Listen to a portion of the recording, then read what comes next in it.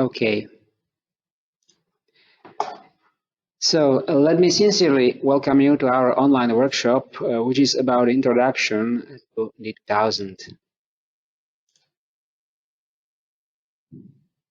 Let me first introduce myself. My name is Peter Humaj. I'm in IPESOFT since 2003. I mainly focus on communications, archiving, and database connectivity. So I'm familiar with COM, archive, and DB manager processes. I've also participated in migration of D2000 to HP Unix, Linux platforms, and lately to Raspberry Pi. I enjoy writing blogs about D2000, which you can read on our web in English and Slovak languages. So, what have I prepared for today? I will try to give you some overview of D2000 technology. What are its strengths and unique features? What is the structure of D2000 application? I'll also show you some screenshots and photos of D2000 applications. Then I will show you how to create an application, how to configure a Modbus communication. We will do some processing of the values from the communication.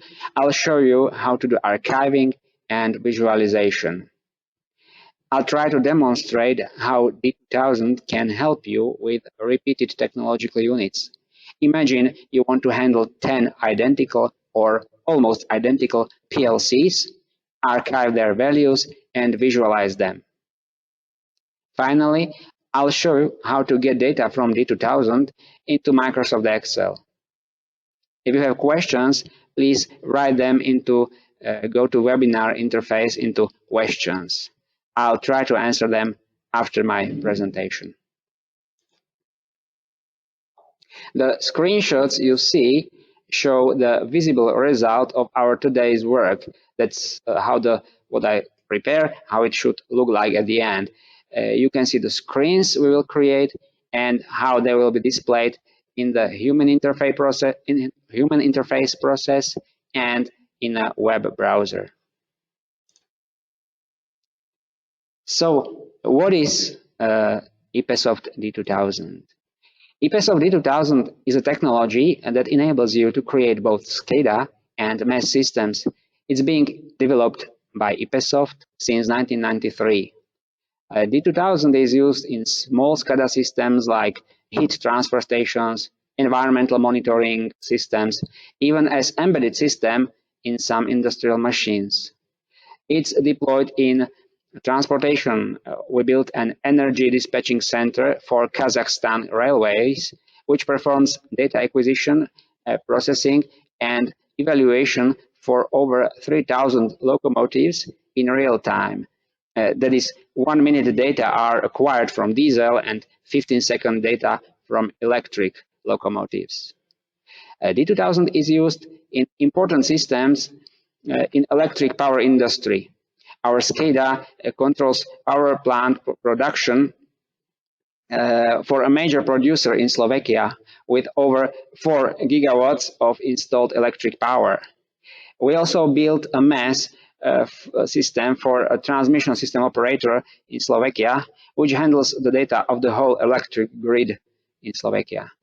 So as you can see, D2000 can handle both small and large applications. What features does IPESOFT D2000 offer you? Let me mention at least the most important ones before we get to the practical part of my presentation.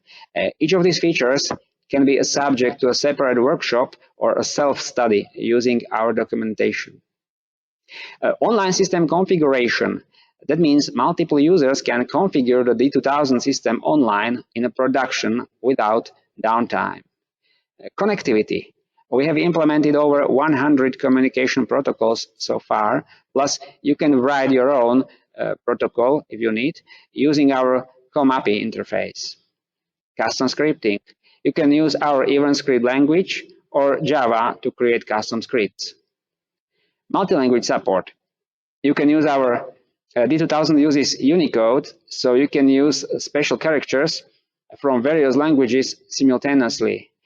We support a dictionary, so you can have a single scheme that can be displayed in different languages. A multi-time zone. D2000 can present data in different time zones for different users. For example, we have an application here in Slovakia to which American users are connecting, so they can see the data and graphs in Eastern Standard Time, for example, when they are in New York. High availability. D2000 is programmed in ADA language, which helps to reduce number of programming errors and makes finding them much easier compared to, for example, C language. Thus, our systems can have high uptimes. They can run for months and years without a downtime. I prepared a picture for you. It's a screenshot from an application where a D2000 server has time from start 99 days, but the uptime of a redundant system is 3,488 days, which is over 9.5 years. I made this screenshot when I prepared the presentation in May. Today, I made another screenshot of the same application. You can see that the uptime of the server is 140 days, and the uptime of the redundancy has gone to 3,529 days. System redundancy. We support the redundancy of networks, redundancy of application servers, archives, and other processes. This is also useful for performing maintenance while avoiding downtimes. You can patch Windows, you can patch D2000 without shutting down the whole system. Long-term data archiving. Our historian, called D2000 Archive, is an advanced piece of software. It can use several types of SQL databases. For several years now, Postgres is our preferred choice. Some of our customers have more than 15 years of data in their SCADA and MES systems, using over 15 terabytes of disk space on Postgres and on Oracle. Primary statistical calculated script field historical values plus value integrity. D2000 Archive is not only about performance, but it has functionality beyond standard. You will learn more about this functionality in practical examples. Client-server architecture. D2000 is designed as a modular system consisting of processes which perform their dedicated tasks. They can run on a single server, or they can be distributed on multiple computers. We support multiple operating systems, 32 and 64-bit Windows, Linux, Raspberry Pi, and D2000 processes, no matter what operating system they run on, can cooperate. So you could have a Windows-based application server and several industrial Raspberry Pi computer serving as communication servers. In fact, this is a setup some of our customers already use. In this picture, you can see a UniPi industrial computer in a food processing plant running a D2000 COM process. By the way, the UniPi PLCs are powered by Raspberry Pi compute module, and they have sufficient computing performance combined with compact dimensions. They have a wide selection of inputs and outputs and communication interfaces. So when you combine this with D2000, you can do a lot of automation and IoT projects like remote monitoring and management of smart home control, for example. Next features I would like to mention, HMI history mode. That means the screens in the human interface can be easily switched into so-called history mode, when instead of real-time data, they display history. So you can easily analyze a sequence of events. Imaging layers. A screen can have multiple layers which are displayed depending on zooming. A large screen containing a whole gas transport pipeline plus compressor stations has been implemented using this feature. D2000 Smart Web is a technology which can be used to provide web clients with access to your SCADA system. And as for security, we support encryption of communication between clients and D2000 server, integration with Active Directory. Clients can use beside our native authentication, also Kerberos or NTLM authentication. Also, hardware keys, USB tokens, may be required for running configuration tools. And now, let me tell you something about features useful for you as developers and maintainers of SCADA systems. Referential integrity is a very useful feature. The D2000 kernel maps the relationships among all the objects in the system and ensures the integrity. For example, you cannot delete an object if it is used by another object. The referential integrity is very useful for large and complicated systems with many objects. It enables to track the relations and data flow in the application. XML export and import, and also CSV, are useful for export and import of individual objects. Exported objects can be used as backup. They can be imported into another application. Embedded GID repository, the D2000 application server can automatically make an XML export of your object's configuration after it was modified and store them in a GID repository. This way you can audit changes and, for example, re-import all old versions of individual objects if needed. D2000 Gateway is a process which can connect two or more SCADA systems running different versions of D2000. It can be used to transfer the values of individual objects, or in so-called transparent gateway mode, it can be used to transfer values of multiple objects. For example, imagine transferring of all I/O tags of all measured points from a production system to a test system so that new functionality can be tested with real-time data. Integration. D2000 offers APIs for Visual Basic, C, Java. There are REST and Comet APIs within SmartWeb. We also have a plugin for Microsoft Office called D2000 Workbook. I'll show it today, which is often used to create Excel reports. You can also send SMS notifications to your users or administrators if needed, using our SMS gateway protocol. The last point, self-monitoring, debugging, and support is important for our partners and customers who run large and mission-critical systems. We are able to support mission-critical systems with SLAs, which have response and repair times in a range of hours. We offer this kind of support to our key customers. As for our OEM partners, we can resolve a majority of their issues within hours or days. Let me now show you how individual D2000 processes work together. The core of D2000 is D2000 kernel. When it is started, it reads the configuration from the configuration database and holds it in memory. It sends other processes the part of configuration they need. It also handles the log database, which contains logs of various events in the system. There are three basic groups of processes in a D2000 system. The runtime processes run in the background. They don't have user interfaces.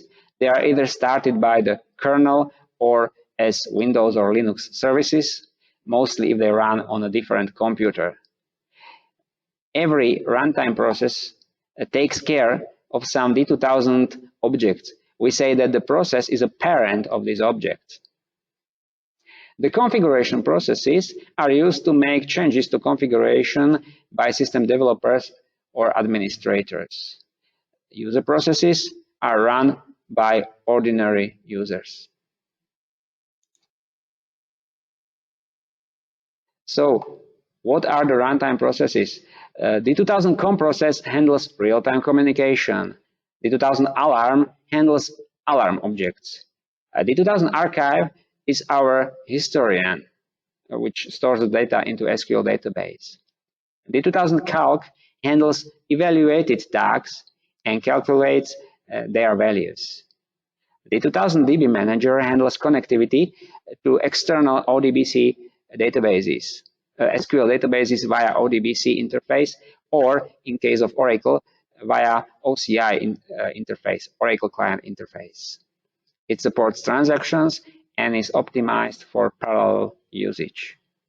The 2000 event runs server-side scripts written in Java or in our own ESL event script language. The 2000 SAS server is an auxiliary process which is usually run in a demilitarized zone and handles connectivity of processes from less trusted networks. It can, for example, deny login to configuration processes to CNF or graphic editor, or deny control actions from user processes. So these were the runtime processes. Now let's move to configuration processes you'll be using for application development. Graphic editor is useful for editing screens. We call them pictures in D2000 and other graphical objects. A configurator tool is used for editing of non-graphical objects. System console is a useful tool for management of D2000 application or applications on a network. It can display redundant groups, connect to individual D2000 servers, display their processes and messages that they write to log files. You can use it to start and stop processes, send them various commands, and activate various debugging categories. As for user processes, the D2000 human interface is our FET client, which is used by ordinary users. Smart Web and Think client is our web-based technology which can display schemes in a web browser, and also it can be used to program dashboards with responsive design, which are more suitable if you need to get your data to users with tablets or phones which have different sized screens. Our D2000 workbook is a plugin for Excel which provides access to both real-time data and archive values. And then there are interface processes. You can use D2000 Gateway to connect two or more D2000 applications, even if they run different versions of D2000. D2000 Azure IoT Connector is a new thing that handles connectivity to Microsoft Azure IoT platform. D2000 Web Services implements connectivity to D2000 via REST interface and Comet API. For example, you can read current values of objects, read the historical values from the archive database, call a procedure implemented in D2000 event. There are also other processes I've not shown here. There are OPC server, OPC UA server, there is the application manager, which we will be using in a short while to create an application. And there are also others. What's important, there can be multiple processes of any kind. We have applications with more than 20 communication processes or more than 20 event processes, some of them running also remotely. So this was architecture of a single D2000 server. Now, before we get to creating the application, let me show you a few screenshots and photos from our applications. This is a simple simulation, part of a demo available when you install D2000, displayed in a human interface. The same screen in a web browser. This is a simple web dashboard with responsive design. A small home automation application displaying temperature in several rooms, energy consumption, and a scheme with a heat pump. Here you can see a few screenshots from a control system displaying overview of energy production in several power plants, that is coal, nuclear, and water, plus some graphs. Again, screenshots from a control system with a slightly upgraded design. This is a manufacturing enterprise system with dozens of users connected to previously shown control system via D2000 gateway. You can see some examples of graphs. This is a production planning application. On the right, you can see an additive graph where values of individual objects are added on top of each other. This one is from an energy trading application. So this is the application without any measured points, there are no IO tags. It's a purely database-oriented application. So no communication process is running there, but several DB manager processes and event processes. The right screen in the background shows OTE data. That is the operator of trading with electricity, which is a Czech energy trading organization. This is a SCADA for combined heat and power generation in a chemical factory. This is a scheme for heating plant containing hot water boilers, cogenerator, production planning, energy balances. The screenshot is from our development server, therefore the values are invalid. On the right side, you can see some list of alarms and events. The same application, combined heat and power generation. This is an old screenshot from 2003, an application which controls transit gas pipeline from Ukraine through Slovakia to Czech Republic and Austria. Here you can see an example of XY graphs. The displayed compressor characteristics have data stored in an SQL database. This photo shows a part of a control room of electricity producer. On the right, there is a 4-segment barcode display. This unit plus a 3-monitor operator workstation, both displaying the SCADA system. On the left, behind the glass screen, there is an energy trading room. Again, a 4-segment barcode display. This time it shows values from a MES system. And another customer with a 6-panel barcode display unit. So the human interface displayed here with multiple graphs is using 6 monitors in Windows. This is a photo from, I think, 2020. It's from a plant which produces tires. We implemented a large energy management system which measures and supervises consumption of electricity, hot water, steam, and gas, all in real time. Now, before we get to hands-on, let me give word back to my colleague Miroslav Rektorik. He will have a short input now.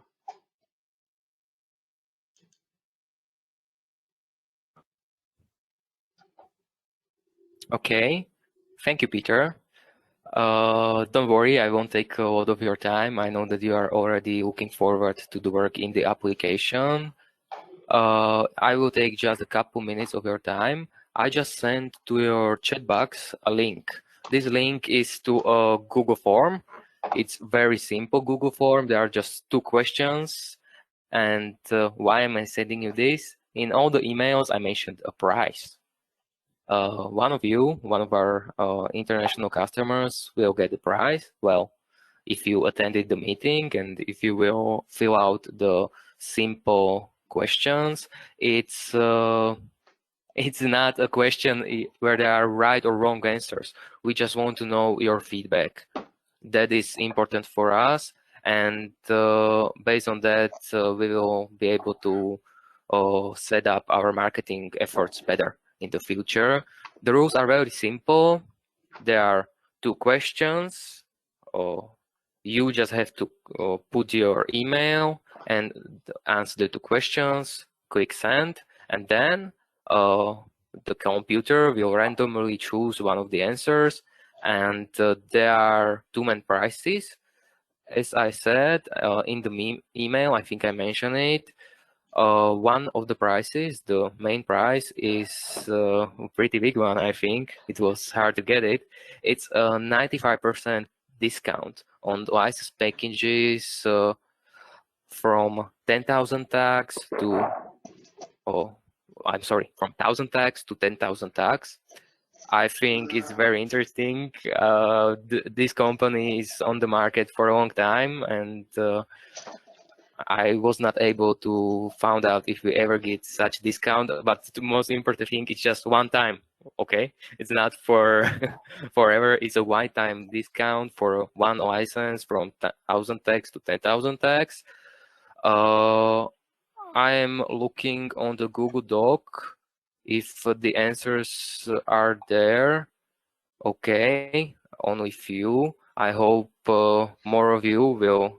If there are some problems with the Google Doc, please write it in the questions and I will see it right away. Okay, and to the prices, the second price is also 1 hour of online workshop where you will consult all you need with our tech people, and you can win this. Okay, I'm giving you some time now to add your answers. Okay, now it's okay. There is a lock, so I understand. Now it's really adding up. Now there are a lot of them. So if you can also add your answers until 3 o'clock. Then I will close the poll.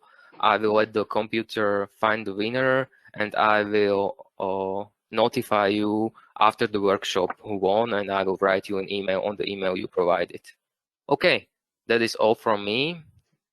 Now, hope you are enjoying the workshop, and I'm giving the stage back to my colleague Peter. So Peter, you can go on. Thank you for your time. Hope it was quick.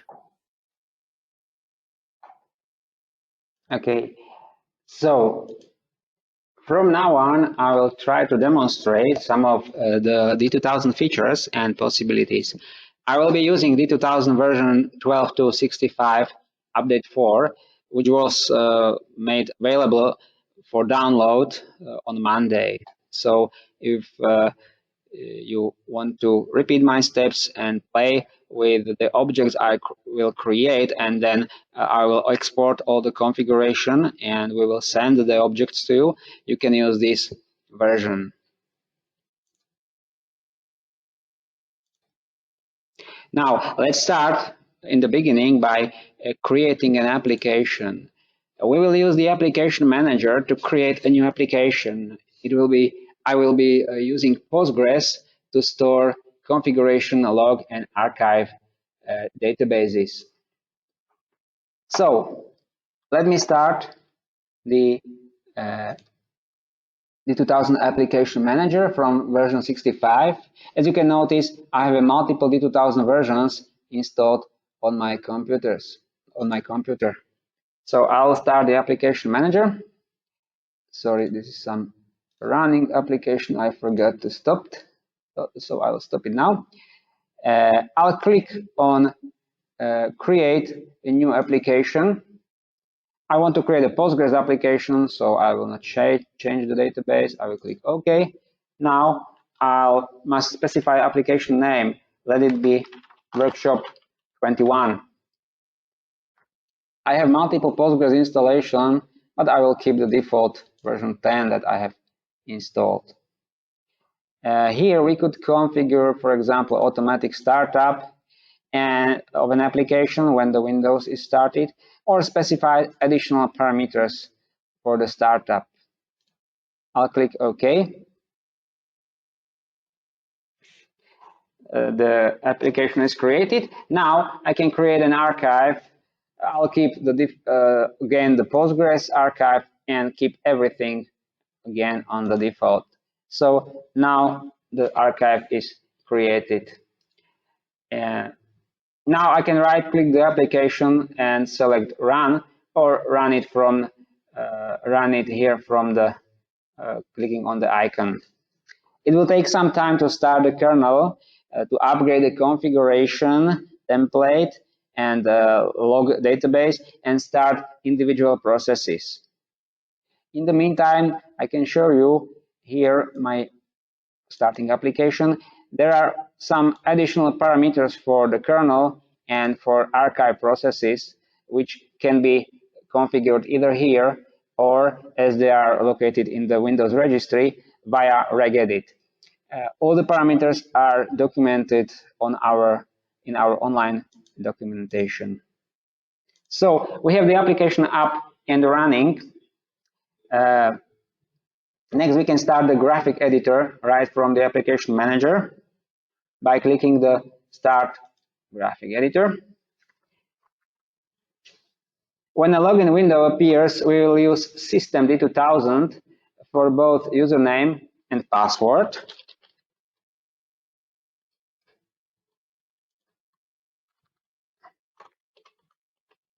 This is the default user, which you should modify the password and change so that you have some higher security. Now we can open the CNF window by clicking the CNF icon. So we have opened both the interface for editing graphic objects and non-graphical objects.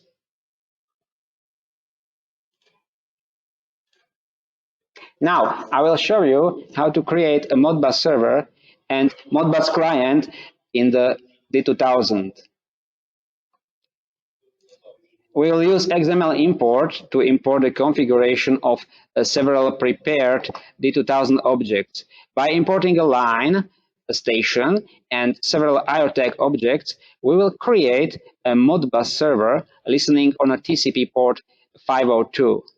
Then we will use a Modbus client application QModmaster that I downloaded from the internet to connect to our Modbus server and verify that we have data. We will read 10 registers starting from address 0, and we will see the changing values. In fact, I can run the QModmaster right now and try to connect to port 502 of my computer. As you can see, there is a failure, so the connection failed. Right now, nothing is listening on TCP port 502.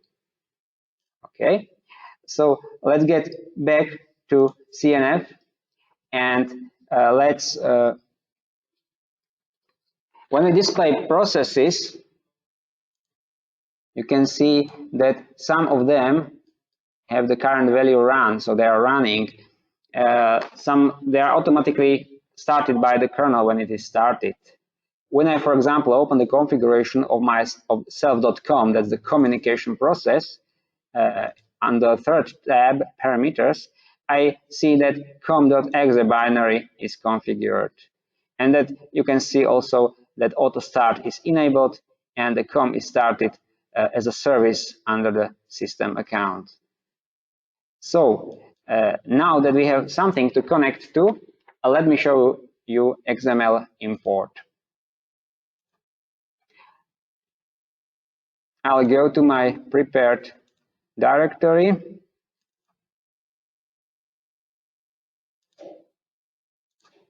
Select all the objects that are available and click import. I will import the 14 files. That's it. I imported all of my objects. Now I can go to QModmaster and repeat my test. Can I connect to the port 502? Okay, no error now. And I can start scanning, that is reading the data. So here are my 10 registers, and I can see different values, and they are changing every second. When I refresh the list of objects, you will see that the com process gets brackets. Yeah, it's displayed in brackets. That means it has some children. I imported children for this process. The D2000 has a hierarchy. The COM process is parent of communication lines. A line is a parent of stations, and a station is parent of I/O tags. An object which has children is displayed in brackets. I can use this down arrow or press Alt and a double click to get to the children. So I can see there is a line Modbus server, and again it is in brackets, so I can go to its children, and there is a station Modbus server, and again there are 10 children named Modbus server 00 to 09. I can click on these columns and display the address of the I/O tag. So I see the addresses are 3.0, 3.1, up to 3.9. That means this specific address for a Modbus protocol, that the function 3, that is read holding registers, can be used to read those I/O tags. And the register addresses are 0, 1, 2, up to 9.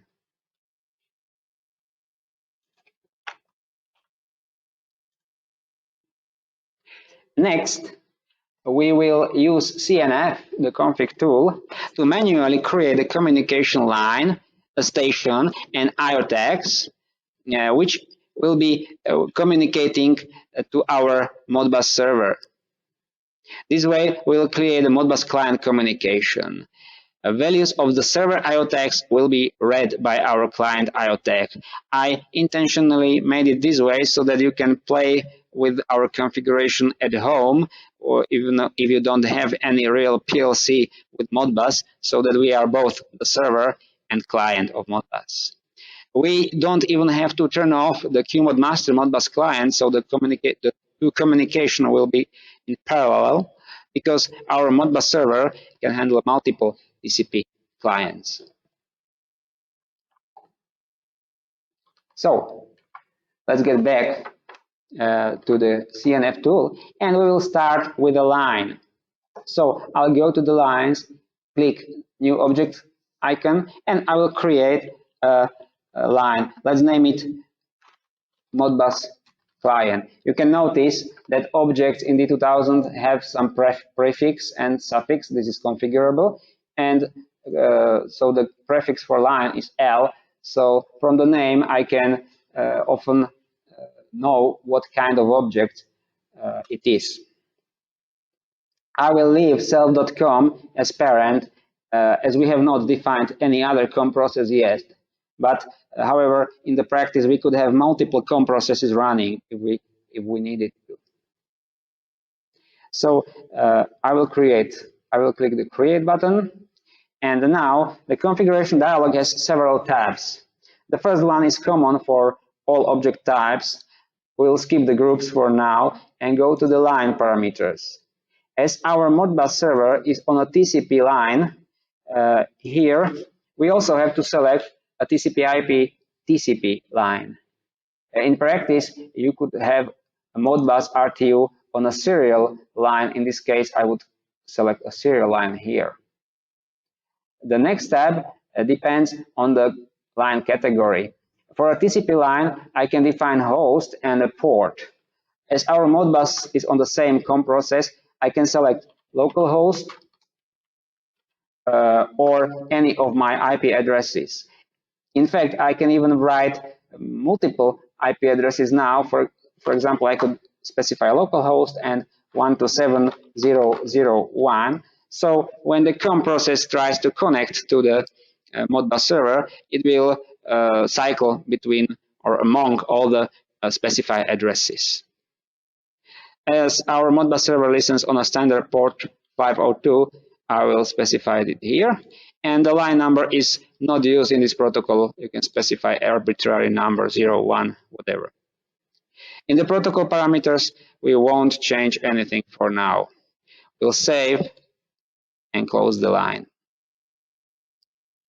Now I can click the the accept filter to display our newly created line. We see it is not in brackets, so it doesn't have any children yet. Let's create some. I can recycle this dialog, change the object type to station, and select the parent, my newly created Modbus client. I'll click the Create button. Now again, there is a common General Properties tab where we could add the description, for example. On the Parameters tab, we have to select the communication protocols. All the protocols available on a TCP line are mentioned here or listed here, as we have a demo license. So I'll select the Modbus client protocol. Here on this tab, we could also enable simulation or disable the communication for this station. On time parameters, we will configure how often the IO tags will be polled. Let's set it to 1 second. It is good for us. The next step is address. We'll configure a Modbus address of 1, as that is the address of our Modbus server. In the last tab, multiple protocol parameters can be set, but for now we'll leave auto default and save the station. You can notice here that the station goes to station communication error, well, because there are no IO tags to read.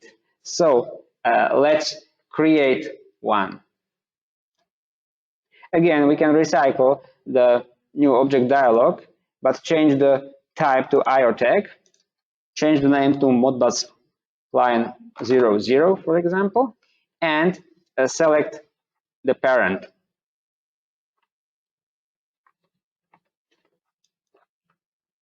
I'll be again using my newly created Modbus client.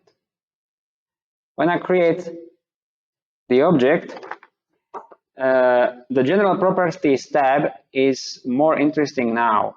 First, we will set the value type. Let it be the analog input, not the digital.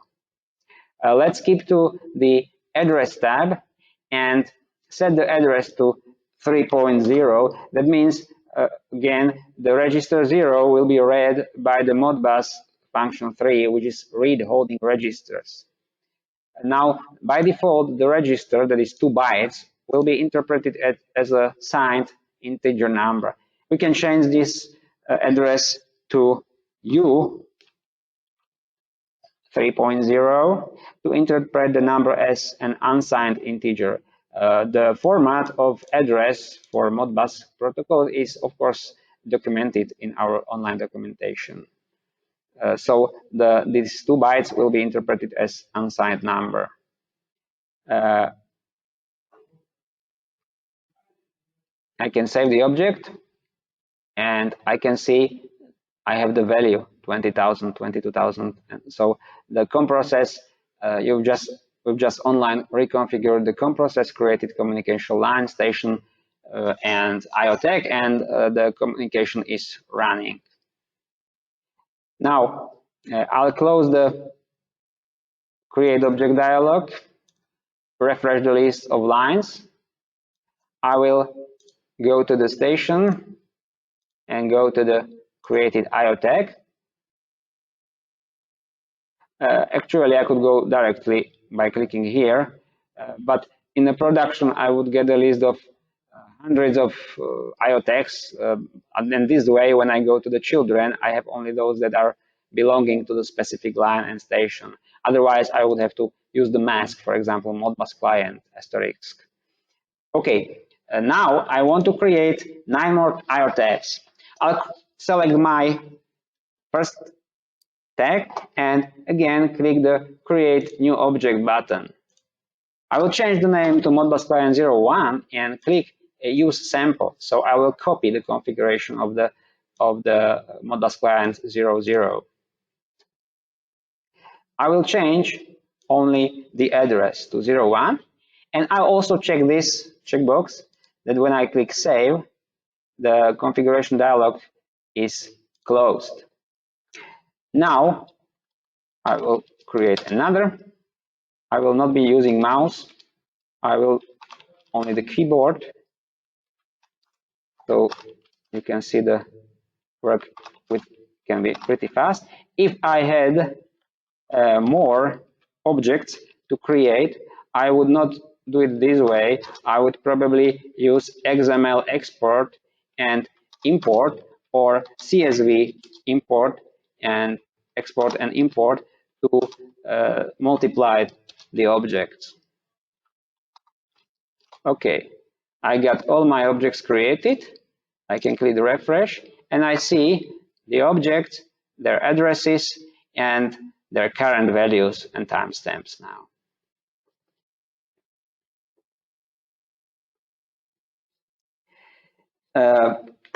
What's next? Now let's look at the values. We see that the values are changing every second, and also that the values are different for all tags. How did we do it? Let's select the IO tags and show the configuration of all the client and server tags here.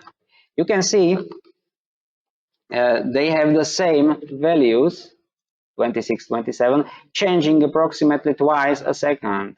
So how do we get from this number to these numbers? This number is the same for all these are different. Let's look at them, at their configuration. This is one object and another, and let's put it next to each other. So these are our Modbus server objects. First, on the output control tab, we see that there is some user variable u.sec as a control object for both or all of these Modbus server tags. So that explains why they have the same value here.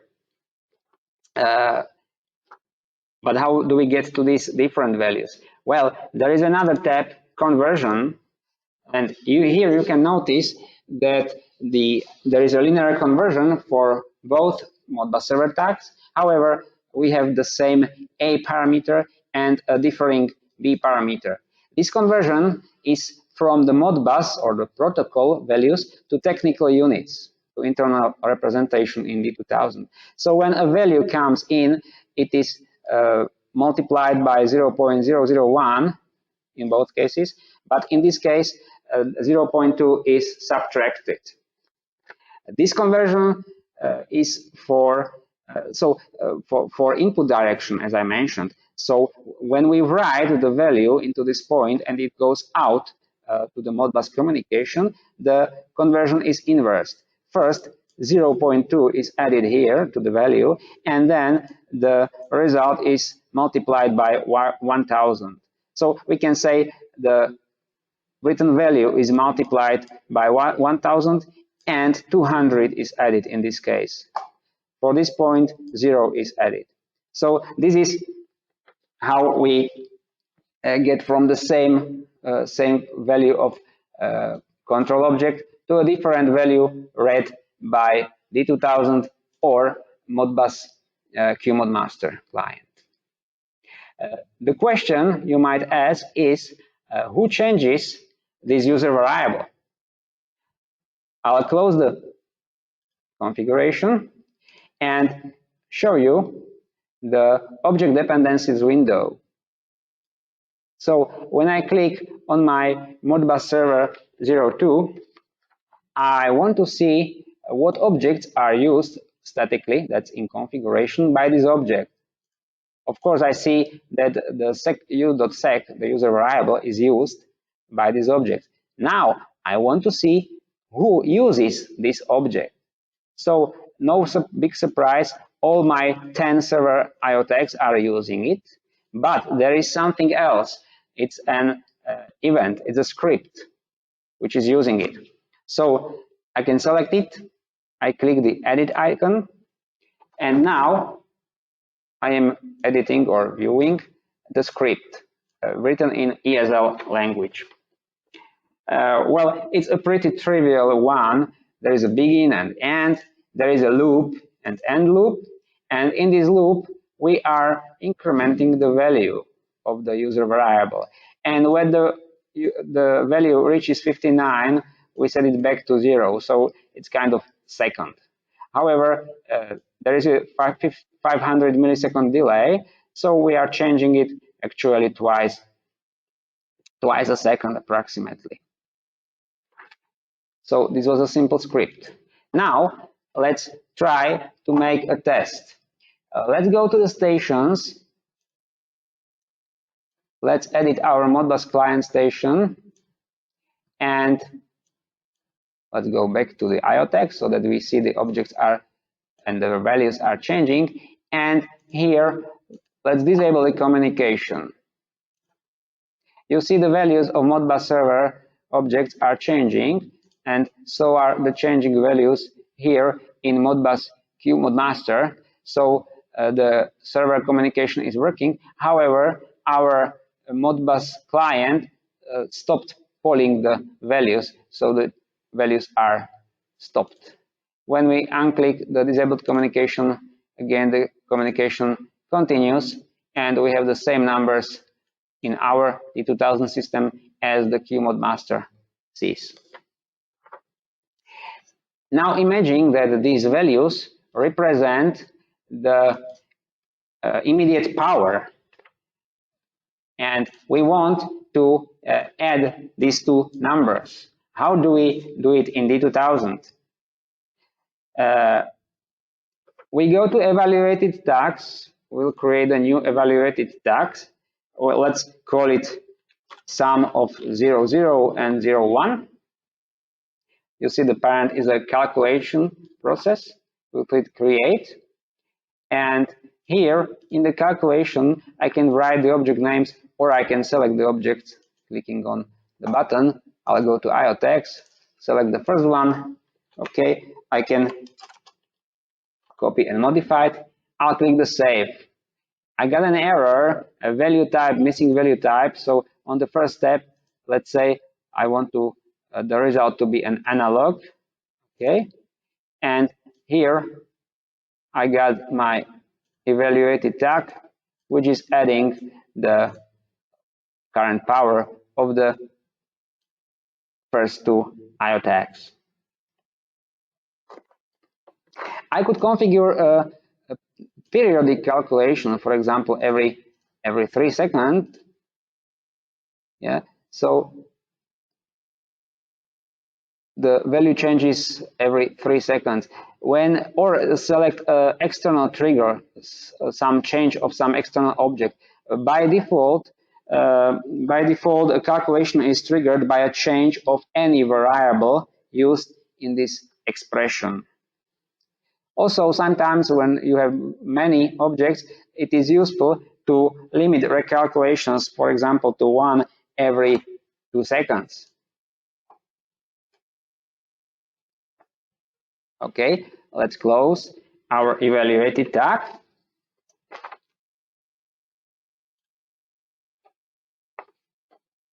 How do we put the values of IO tags into a historical database? This may come as a surprise. The D2000 has a dedicated object called historical value for this. These historical values are handled by the D2000 archive process, which is again their parent. So we will create historical values for archiving of our IO tags. These are called primary historical values. Then we can create statistical historical values over these primary historical values, for example, 1 minute averages. And we can use calculated historical values to add 2 of these values. So, how do we put our IO tags into archive? It's as easy as selecting one or more and clicking the archive button. The first time, when you run this for the first time, you get an error that we have not specified any archive name, so we will select this one, get only one process, and click OK. Sorry.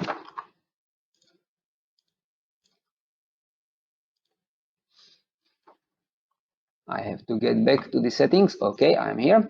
Now, I will again click the archive button, and now I'm configuring a historical value. The name is derived from my name of the IO tag, just the prefix is not M like measured point, but H like historical value.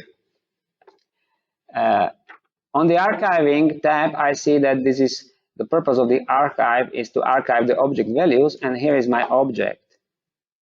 I could click publish values so that the historical value will copy the value of IO tag. Let's look at the time parameters. You can see that the default history depth for an object is over 12 months. Let's change this to 6. This history depth can be specified individually for any historical value.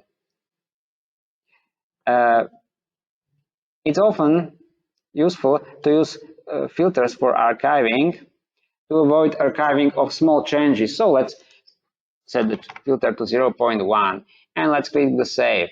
You can see that the value of the historical value is changing and it's copying the IO tag. Let's go to the historical values and let's create another one by copying the 0, 0, 0. Of course, I have to change the object that I want to archive. Okay, I'm done. So I created my two primary historical values.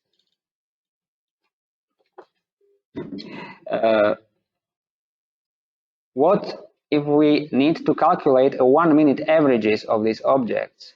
We'll create the new historical value, let's say Modbus client 00 average, okay? I'll again click use sample, then go to archiving and change the purpose that it is calculated. We want to calculate the statistical function over primary historical value. So the source has to be historical value. If I click save, I get an error because the source must be a historical value, not the IO tag. So this is my source, H Modbus 00.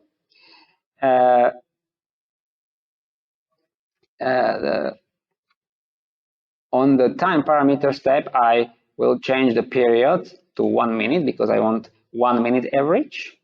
And on the last tab, I will select, for example, weighted average is what I want to calculate. When I click the save, the average is automatically calculated for the past minute. So you can see it here.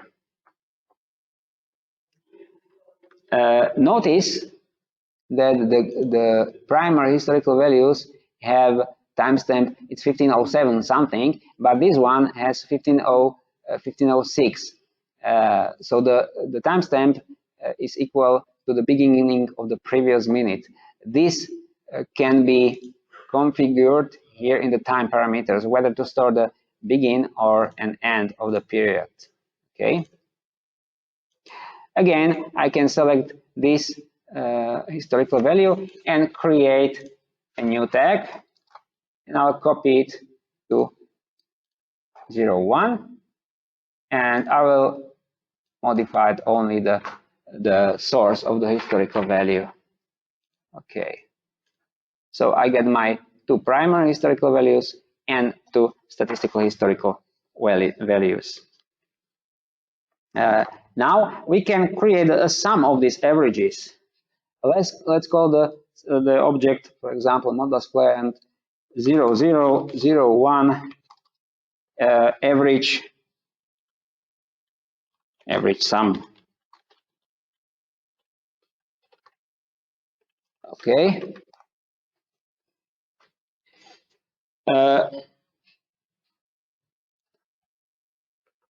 We'll create the purpose of the archive to calculate archive values by a defined statement. Okay. And the statement is similar to evaluated tag. However, all the objects have to be historical values. So I'll take the average of 0, 0 and 0, 1. Okay. And I'll click save. Okay. So I get my two primary historical values, my two averages, and one calculated value. Actually, I could do something similar with an evaluated tag, as I showed you before.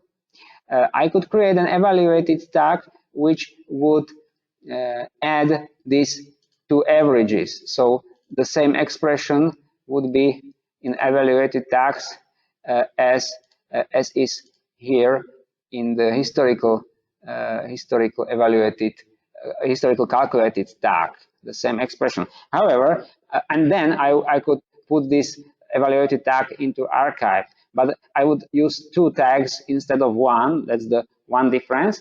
And another difference, so I can say one tag, another more important difference is the value integrity feature that I mentioned to you before. I'll demonstrate it to you. Let's start a human interface. And again, the default name and password has to be entered. Let's open the historical values archives. Let's open the 0, 0, the average, and the sum, all three of them. Okay.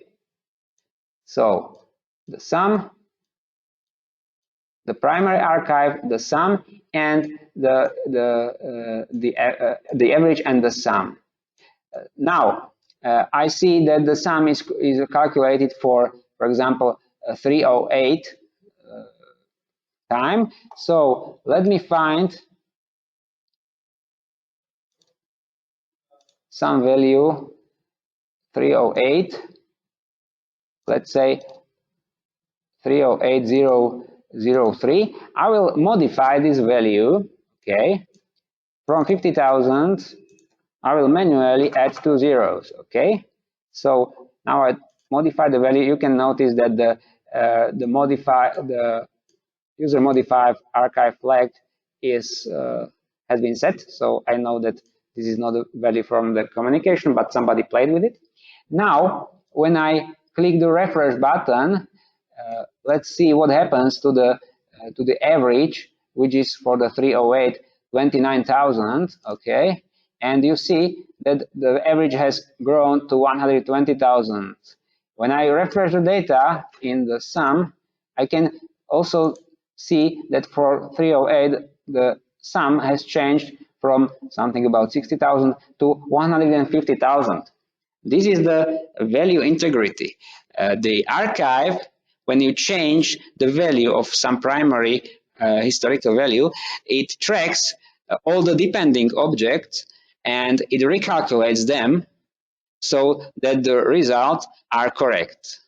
So when I again changed my value back to 50,000, the user modifier flag remains, and I can refresh and see 308 is back to some 29,000, and the sum is back to some around 60,000.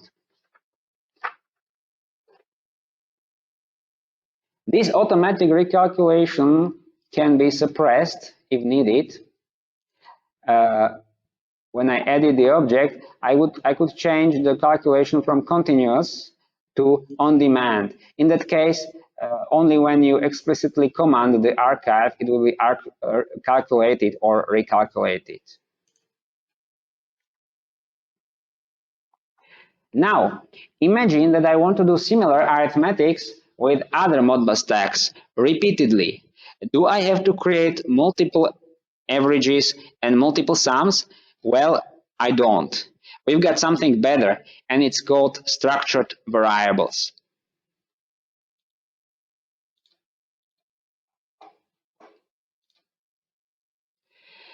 Imagine an Excel table where you could name individual columns and define their value types. We'll define first two columns in our structured variable as objects and connect individual Modbus, individual IO tags from the Modbus communication to them. Then we will archive each column into one primary structured historical value. So we'll create one structured historical value for the first column and one for the second one. Then we will create two statistical structured historical values, 1 minute averages, from these two primary objects.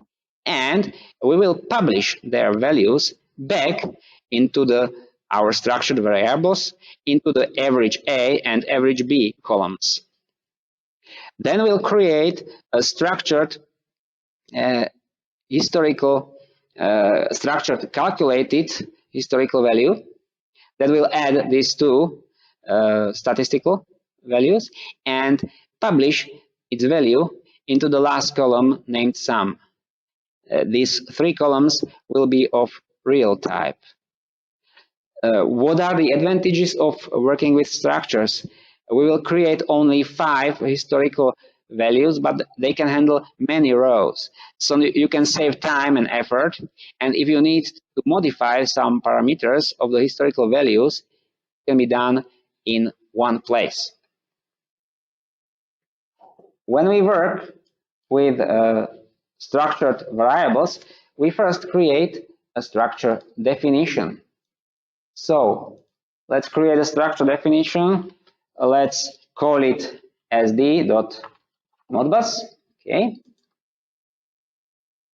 We'll create 2 columns. Let's name the first one object A and change the type to object. And let's insert another one, object B, and it will be also object. Then we need average A of the real type, average B, also real type, and sum, again real. So we got structure definition with 5 columns. Let's save it and close it. And now we can create a structured variable. Let's call it again sv.modbus. First, we have to define the structure for this variable. That will be the structure definition as the Modbus that we just created. So you see the columns will be object A, B, average H, average B, and sum. Let's change the number of rows to 3. Let's check the manual so that we can write into the structure. We will need that later. And now the first 2 columns are of object type.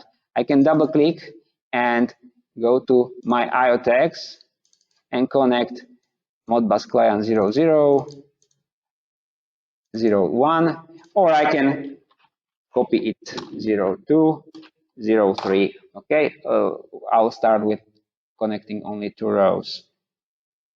And I can save my structured variable. When I go to the human interface, open structured variable, I can see, when I resize it, that the first columns are connected, and I see the values of the connected IO tags. Now, I'll close the structure, go to the historical values, and I'll create a historical value. I'll use this one as a template. Let's call it Modbus client object A. However, I will use it to store not the IO tag, but the structured variable. and more specifically all rows, and column object A. I'll disable the publishing values because I don't need it.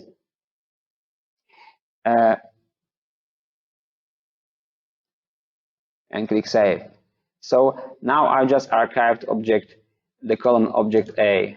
I will refresh the list and copy my structured primary historical value to another one, and of course this one I will archive object B.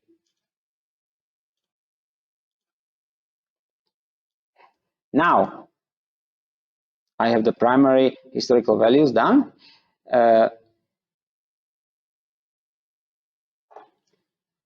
I will create another one.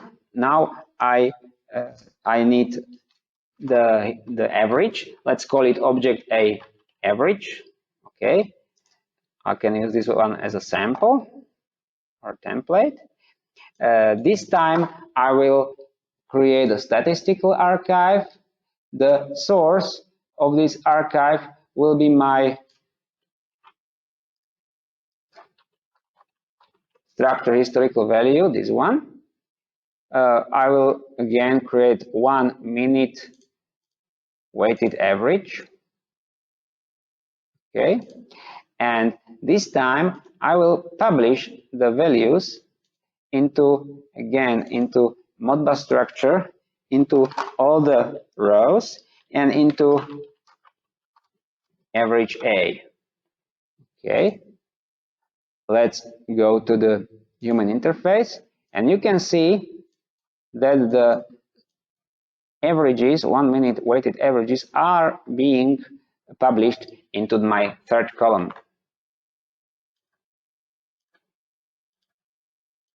Of course, now I will create a copy of it. I will name it object B average, and this time I will create a 1 minute statistics of this object B and publish it into average B. Okay, I can close it. You see, I got all the averages. Now the only one that I want to create will be Modbus client sum. I can create it by copying this non-structured object. So I will remove this from the name. Okay, I will click create, and I will again publish the values into the SV Modbus, all columns and all rows and columns, column sum. And here in the statement, I have to add these two averages, object A and object B. So I can go to object A average plus object B average. However, to know that I'm working with structured, I need to change the, or specify that I want to work with all the rows of this structured variable, and both here and here. So I will save it and verify here. Okay, so I got primary historical values, the averages, and the sum.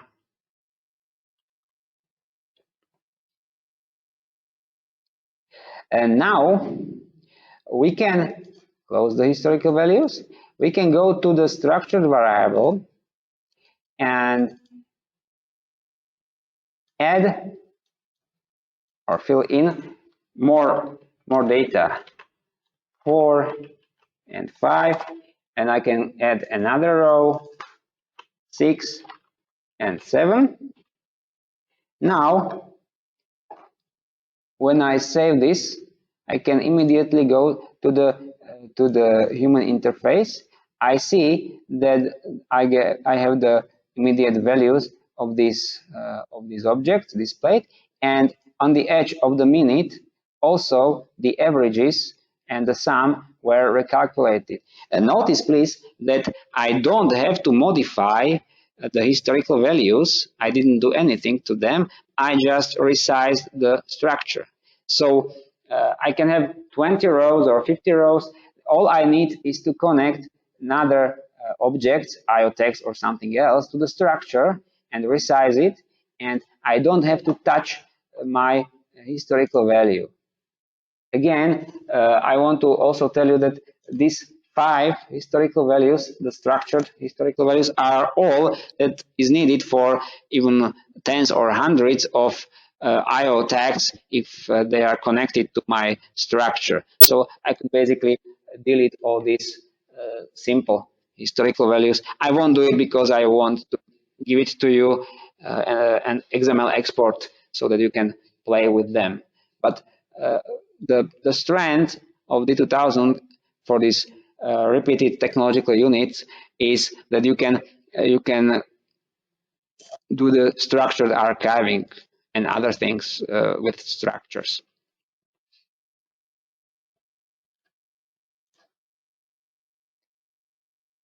Now, how do we display variables on a scheme or in a picture? I'm going to show you how to display values in a scheme that is called a picture in D2000. I'll start with a simple example. I will display the current second, then an item of a structured variable, and tell you something about format masks you can use. Then I'll show you how you can use so-called instance scheme or instance picture to display a row of a structured variable, which is specified by some parameter, again by a variable. Then you can use multiple instances of such a scheme to display individual rows. Again, this saves your time and energy if you work with repeated technological units. So, how do we display variables on a scheme? Let's start by creating a scheme, or what we call a picture in D2000. Well, let's call it one item, because we are going to display one row. Okay, this is my picture. I will insert a text in the picture. What I display and how it is displayed depends on this formatting mask.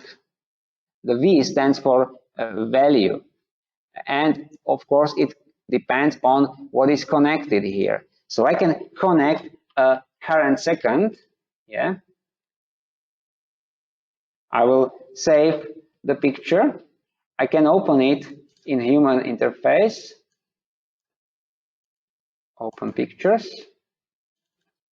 And I can see the current second, the system variable second here. I could change the formatting mask, for example, to 00.000 and add a D for description here. Save the picture, and so this is my current second displayed to the third decimal place, also with a description. There are many examples of format masks in our documentation. You can select format mask, and we should find the many more examples, what can be there, and how the number should display if you use the format masks. Okay. Let's go back to my text. Let's go to the text tab and change it to be drawn in a rectangle. Let it be the rectangle with a background, and let it be aligned to the right. And I'll also change the mask, remove the description, and so that my 2-byte registers can be shown. Okay.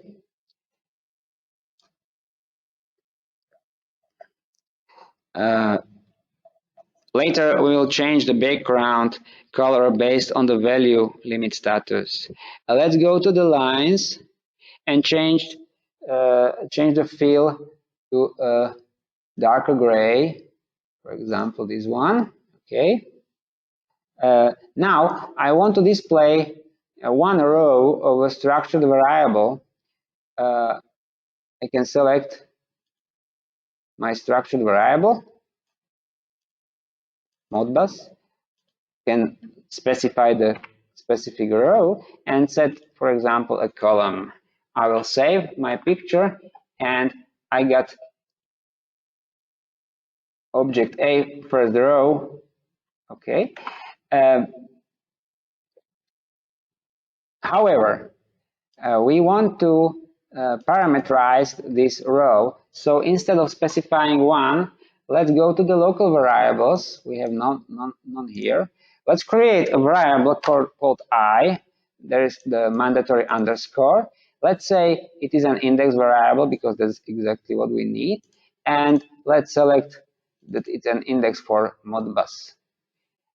Okay, we will also select an active filter. I won't be explaining it now, and we'll click OK. So now I've configured the display of object A column, but with a parameterized row. I want to copy this object to display also other columns, but before I do, I go to graphic editor settings, yes, and I will go to graphical objects. I'll select the copy connection so that the connected object is copied also. I will click row, column, and instance increment because that will be useful, okay, and now I can copy it by pressing Ctrl and arrow down. Okay. Now I've copied it, but the column has been automatically changed to object B. That's because I clicked the change column, average, and the sum. So I have all my 5 columns displayed now. I can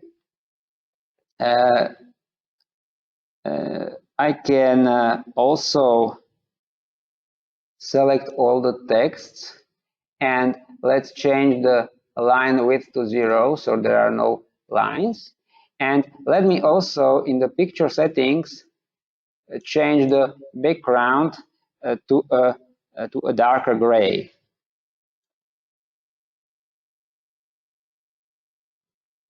For example, here. Apply, and let's change the size to, for example, 200 times 120 because it should be enough for us. Okay, so this is my picture. I'll save it.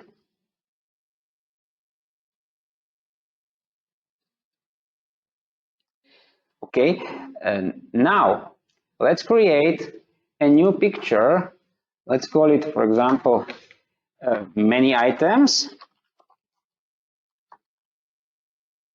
Okay, and this will be my main picture into which I will insert my one item picture. So I will draw some picture. I will resize it to 200 times 120 to match the size of my picture, and connect one item picture here. It is also drawn. This can be modified. So the important thing is the instance will not be inherited, but I will be displaying the first row. Yes, and I can copy it and display the second row and, for example, the third row. Okay. By pressing Shift, I can resize it, or I can go to settings, picture settings, and specify the width here. I will save the picture, and now,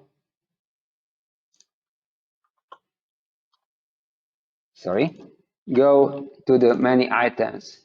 So here I see that the first sub-picture displays the first row, this displays the second row and the third row of the of my structure. I could actually go to the one item and copy the text, and let's say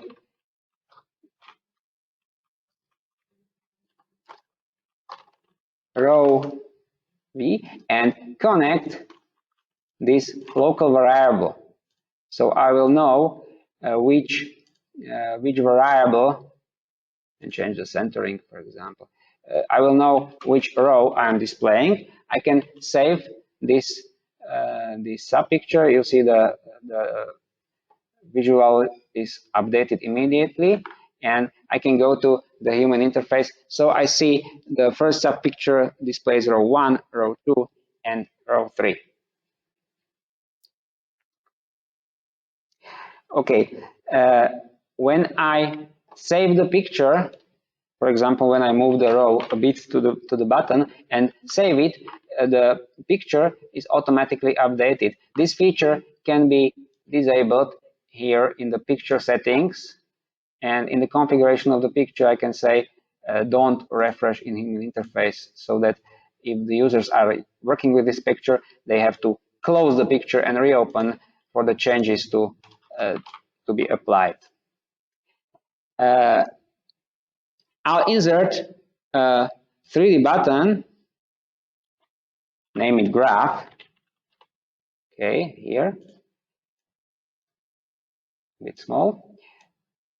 And I want to be able to open a graph from a picture.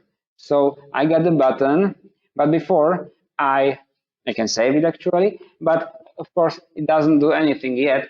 First I have to create a new graph. Actually, any user can configure a graph in D2000. Therefore, this functionality is not in a graphic editor, but directly in the human interface. So I can create configuration graphs and the new, let's call it again one item. Why not? I want to display my objects and averages.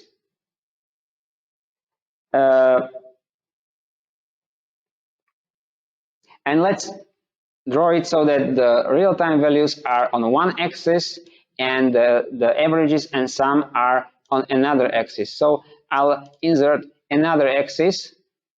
Let's call it averages, or let's call it statistics. And let's call the first axis real-time values. Okay, so I got two axes, and now I'll go to objects. I can edit or delete the predefined object.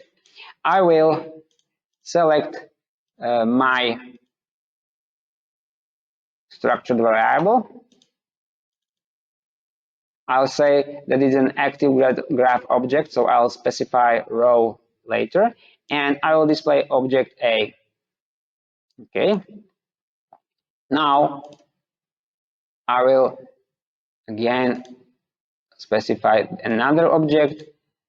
I want to display object B. Both of these they will be displayed on axis 1. Yeah. Next, I will insert average A, and I will display it on axis 2. I will insert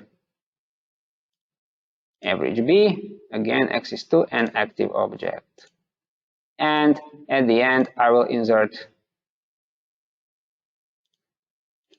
the sum. Okay. I will save my graph. And now what I have to do is connect, when the button will be down, my graph will be opened. So let's find the graph. And what's important, I can specify the instance, or in this case, as I'm opening it from my instance scheme, I will check the inherit instance. I can save the picture. and I can try to click the graph, and I see I have a graph of my historical data, and the line number is 1. I can click another graph. This time I see line number is 2. I can also display the table of values. So I see here all the values are from the second row, and here all the values are from the first row. You could also notice that I am connecting the items of a structured variable into a graph. However, the D2000 is intelligent, and it reads the history from the archive. Okay. You can also notice that the values are drawn in the real time as they come from the communication.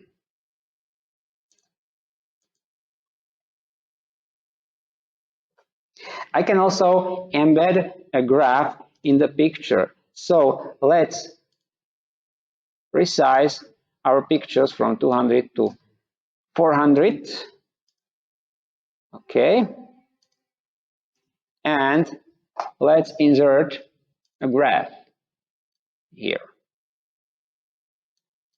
Okay. Again, I'll connect it to the one item and say that the line number will be according to the picture instance. Okay.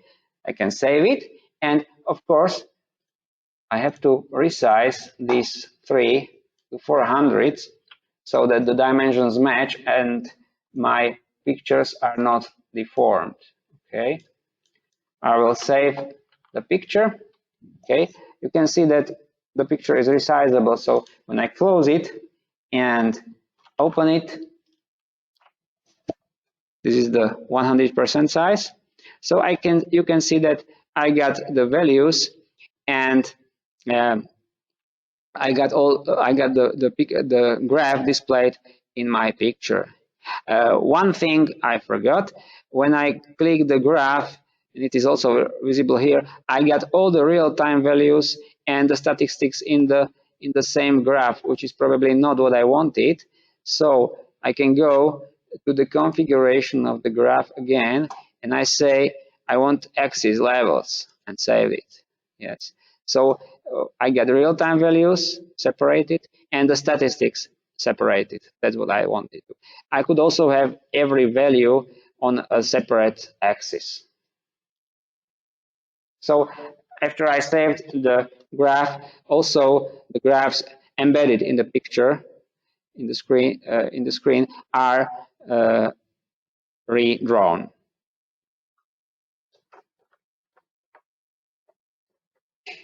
So this is how you can draw a simple picture, display one row of a structured variable, and recycle it multiple times. And when you want to add something, you can do it in one place instead of many places. Now let's move on to the display palettes. Display palettes can change the way objects are displayed based on some of their attributes and their combination. I'll use the value limits attribute to demonstrate this feature. On the first tab of the configuration dialog, I'll show you in a while, you can set 4 limits: very high, high, low, and very low limit for the value, for the IO tag. Based on these 4 limits, the incoming value will be in one of 5 states: above the high value, above very high value, above high level, normal, below low level, and below very low level. We'll set these limits to 40,000, 30,000, 20,000, and 10,000 for our Modbus input IO tags. Then we will define a display palette which will set the background color based on value limits. It will go from dark blue through light blue for very low and low limit. If the value is in limits, the background will not be modified, and then it will go through light red and dark red. As a bonus, we will change both background color and text color to darker gray and light green if a mouse is hovering over the text.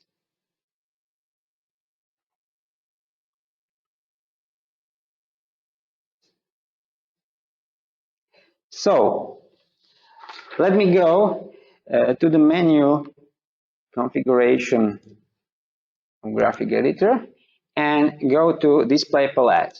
And let's create a new palette. Let's call it, for example, Modbus palette. Okay, you can see again there is a suffix pal for this. I'll create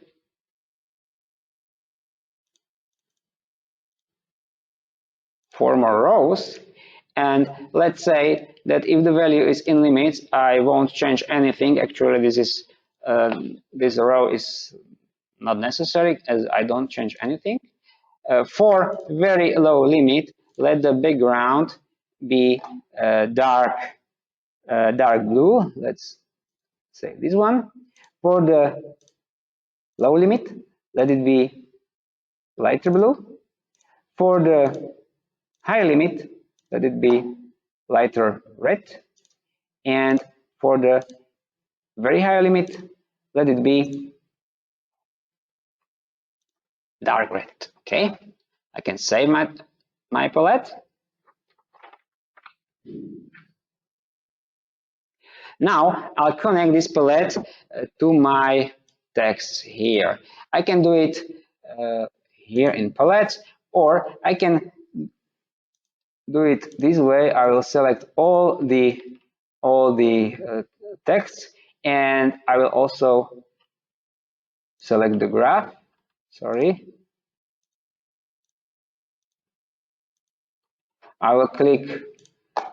I want to select multiple change of palette, and I will connect my palette. Okay, so I should be here. It's connected everywhere. Now I can save the picture.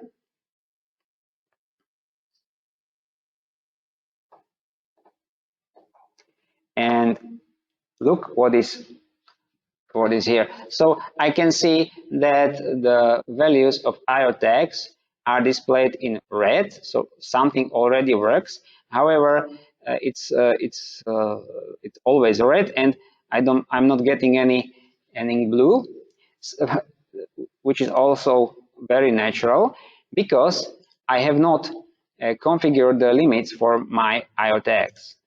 So let's look at my IO tag. When I right-click the value, the IO tag, I can display the value, and you see the value in D2000 is not about the number itself, but it has many status flags, and it has, of course, a timestamp. It has some user flags. So, and also you can see that it is in a very high limit. Why is it so? When I edit the tag, I can see that the predefined limits, when I created it, are 100 for high and very high limit, and 0 for low and very low. So let's change them to, I said 40,000, 30,000, 20,000, and 10,000. Okay. Now, yeah, I got light red, light blue for low limit. Then I will get no color when the value is in limits, and I get light red when we are over high limit, and dark red where we are over very high limit. So it works for my first IO tag. What I can do is this.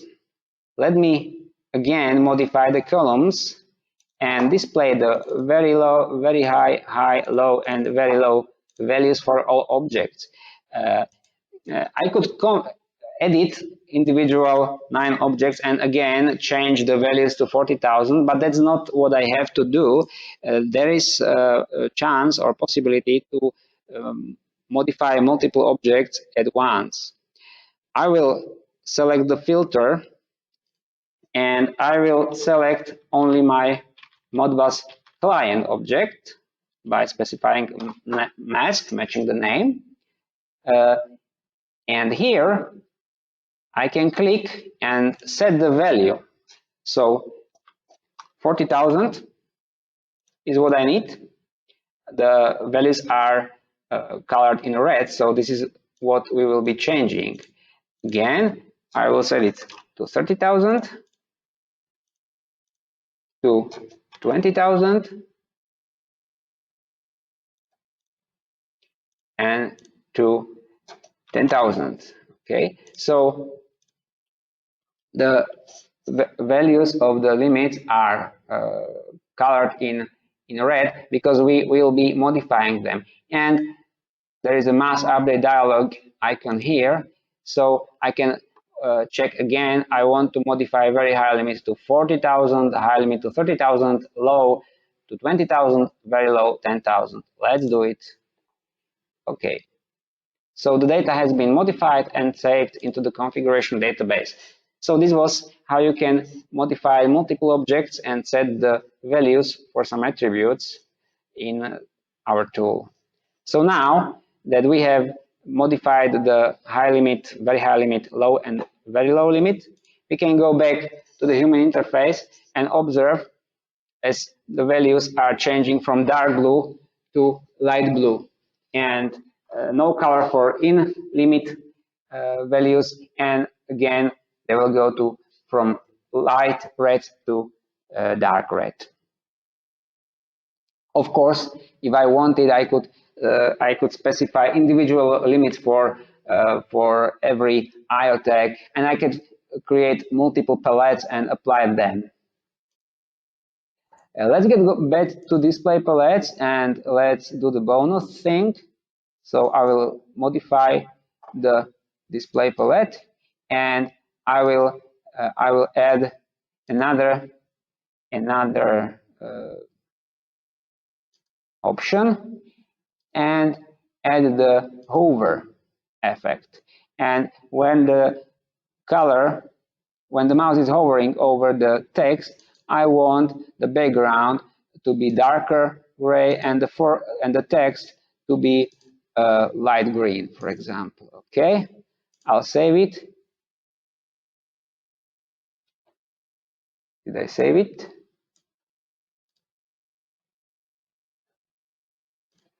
Close the window, reopen it, and here we are. I can also apply this effect to my button. Here it is. However, the palettes are evaluated only when an object is connected. So I have to connect some object, for example, the local variable I that I created previously, although I don't need it. But for the palette to work, I need an object. Yes, so you see, when I'm moving over the objects, also I could apply it to this row. Yes, naturally. So again, I have to connect the palette, and I don't know. I have to specify anything here because I already have I connected here. Okay, let's save it. And so I can do such simple animations without doing any programming. As we have some time left, let's resize this main picture and let's add another button. This time let it be called history. And let's change the control actions to history action. And let's save it. What happened? When we click the history button, I can specify an interval. So let's say 1500 to 1555, okay. And now my values are gonna move. I can move through the history. Now I'm 1555. I can go a few minutes backward. I can move to the next change of any object. So I change the picture to display not the real time, but I can control the time, or I can look at the values how they were in the past. Of course, I need the values to be in the archive for this to work. When I close this, my picture is again in the real-time mode, and it's displaying the current values of the objects, of the IO tags and historical values and so on.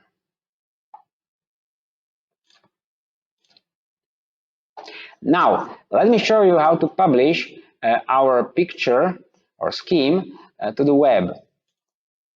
A picture or a scheme can be automatically translated and displayed in a web browser without any need to do HTML programming or something like that. You can also create a responsive design specifically targeting web clients using our smart web technology. This, however, requires some HTML plus JavaScript programming, and I'm not going to show it to you today. I prepared a directory config. Let me find it.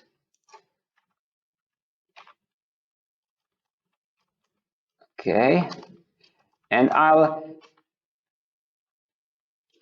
based on the documentation of D2000, and I'll copy it into my application workshop 21, so that I have all the files that the web server needs.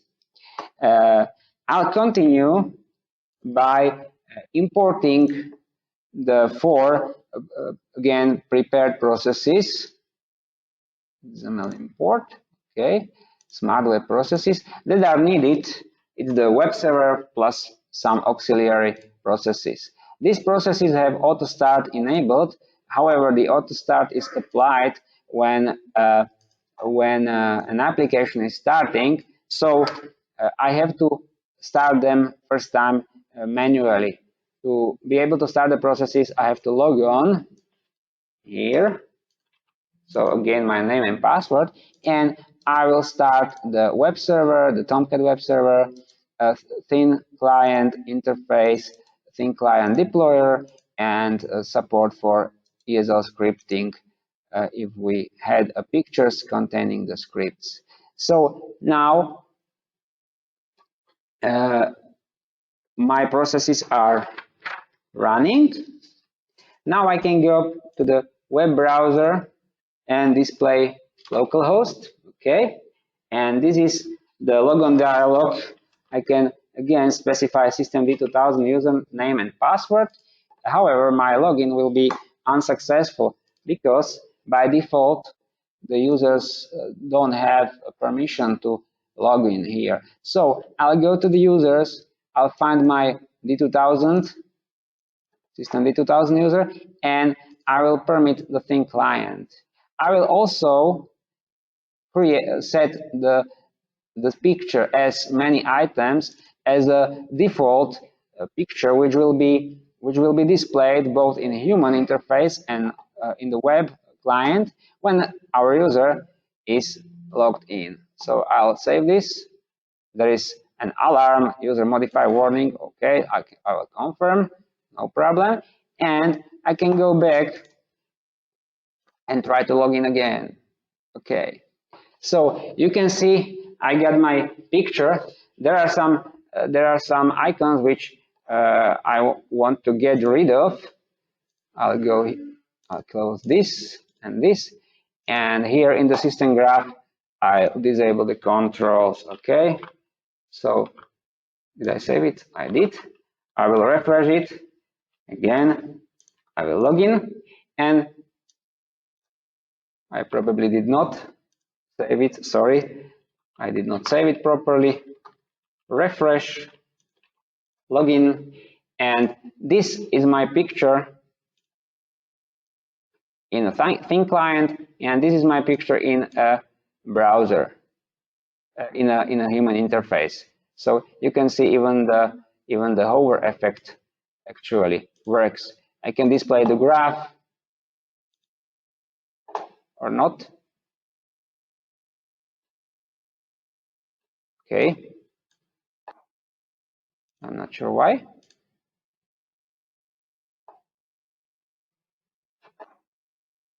But it doesn't work in human interface too. So yeah, I probably broke something by editing button down. Yeah, I disconnected. Somehow I disconnected the one item. Okay, my error, I will repair it and check if it works in human interface. Okay, it works here. However, I think I will have to reload the picture so that the functionality is updated. So we got multiple graphs and our picture. Okay. At the end, let me demonstrate how to get the values from D2000 into your Microsoft Excel. I have already performed a simple registration of our D2000 plugin, the D2000 workbook, into Excel, so I can use it now. So let's start Excel, and let's create a blank workbook. Now, when you click on Functions icon, Insert Functions, you can go to the category D2000 Workbook, which means our workbook is registered. I'll show you D2000 getValue function, which can be used to read current value of D2000 objects. I'll specify it, for example, my favorite second as an object. When I move to the attribute, user dialog for login appears. So again, I will specify my user. Now the workbook is connected to my application. And when I don't specify attribute or refresh, I got some value. When I click F2 and re-edit, you can see the value is changing. But when I go to the formula and click calculate now, the value doesn't change. If I want this, I have to specify the third parameter as some variable expression. Now is a good one. Yeah. So now I can recalculate it and see the current second. We can also access current values of structured variables. Let me copy this cell and modify second to sv.modbus first row object A. Okay. And so we got the current value of IOTech. And let me again copy it and set the attribute to time, that is the timestamp. Of course, I have to format this to make sense. So let's go to the formatting. Let's select days, hours, and also you can add minute, add seconds and milliseconds, because that's our accuracy in D2000. Yeah. So you see the value and timestamp, and timestamp are being set. I can copy these two items and, for example, average A, okay, and the timestamp of average A, and it should be rounded to minutes because that's my 1 minute average. Okay, so this is how we can easily get our data from D2000 into Microsoft Excel. When you look at the online documentation of D2000 workbook, you can find out that the username and password and server name can be saved in a sheet named D2000 parameters. Then the logon process is automatic and no login dialog will be displayed when you open the workbook.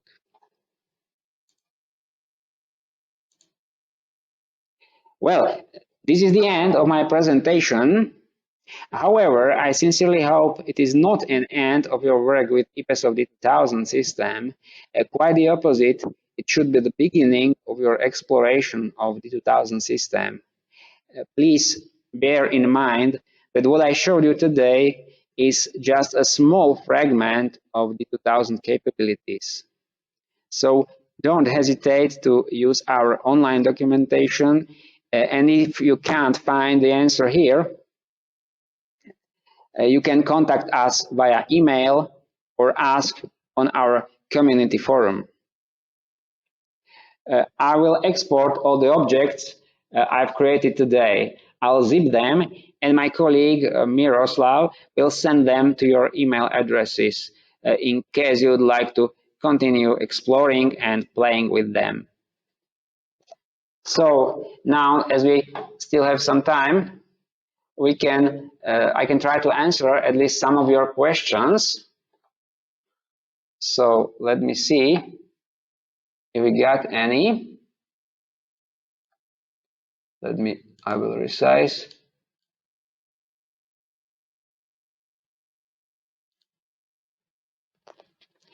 Does the evaluated tag count against the license? I think yes, the answer is it does. However, to fully understand how it works, I suggest that you read the documentation. For example, the schemes or pictures don't count at all, so you can have an unlimited number of pictures.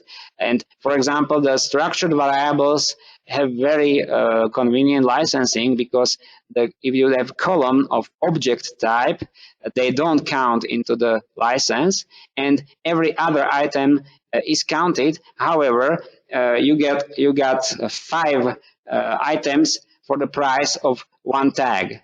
So when you have a structure 10 times 10, and it contains 100 items, so these 100 items equal only to 20 tags. So it's rather convenient.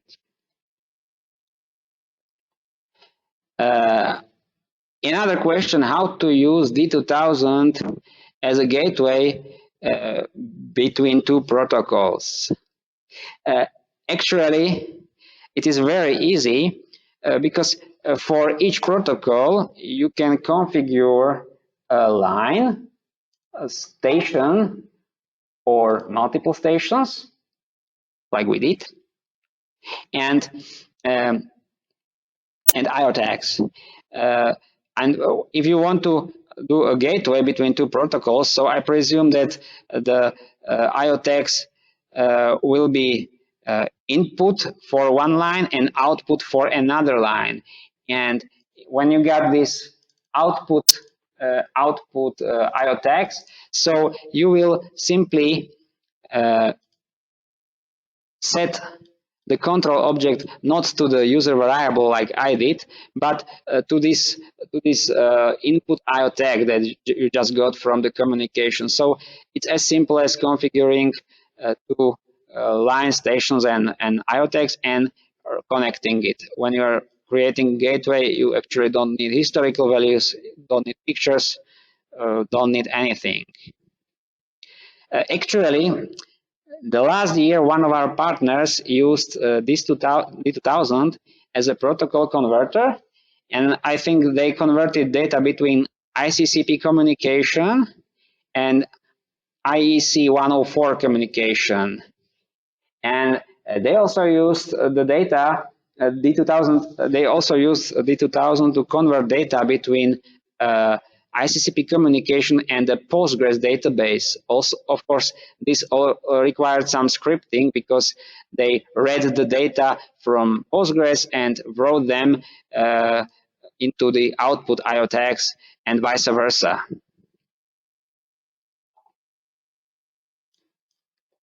Another question, is it safe and reliable to use Raspberry Pi with D2000 in a larger mission critical systems?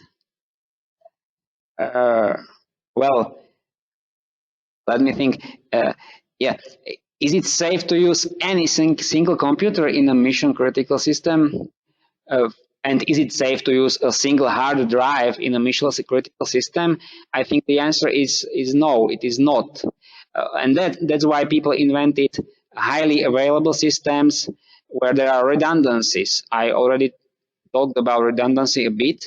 So you don't have to trust a single computer. You can use several of them, and you don't have to trust a single hard disk. You can use a redundant array of 2 or more disks configured as a mirror or RAID 5.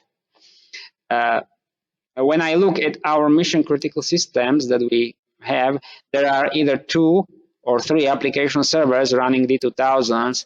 There are 2 or 3 archives. There are often 2 redundant networks so that the outage of one switch doesn't cause a problem. And these networks are connected to all the servers and communication equipment. There are backup power supplies and so on. So if I wanted to use Raspberry Pi in a mission critical system, well, I could. Perhaps I would use not 2, but 3 Raspberry Pis, because unlike some industrial computers, Raspberry has no built-in self-monitoring diagnostics, no hot plug disks, etc. So if a component fails, the whole Raspberry is down.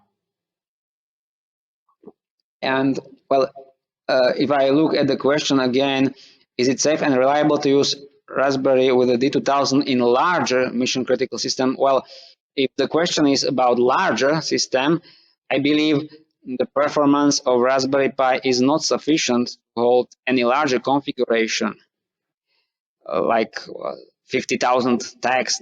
It will not get into the small memory that it has, but it could still be used as a remote communication server running D2000 COM process. And there could be, for example, 2 or 3 redundant Raspberries. So if one of them failed, the one that is communicating, the other one would become active and start communicating. Okay, that's it. Okay, so now I'll give word back to my colleague Miro Rektorik. I thank you all for your time and for all the questions.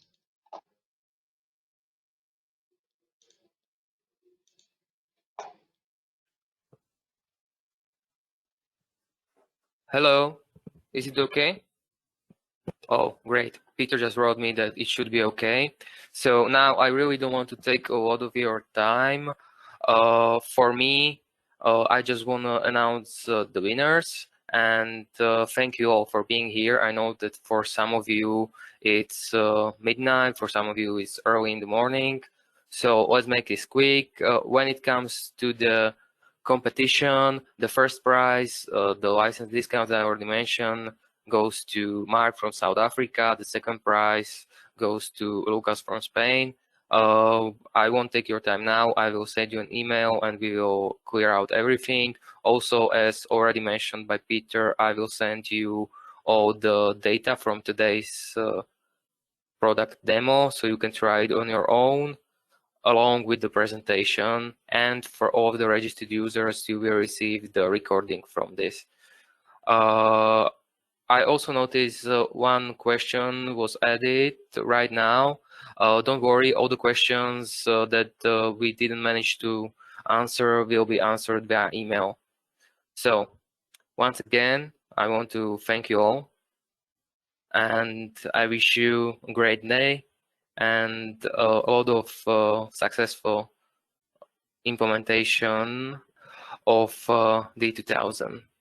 So also I will send you one more Google form. This will be not for a prize, but I would love your feedback. If you have some time, please fill it out and it would help us a lot. So thank you. It was great. I love to saw all of you here. Goodbye and have a great day. Now I will close this webinar.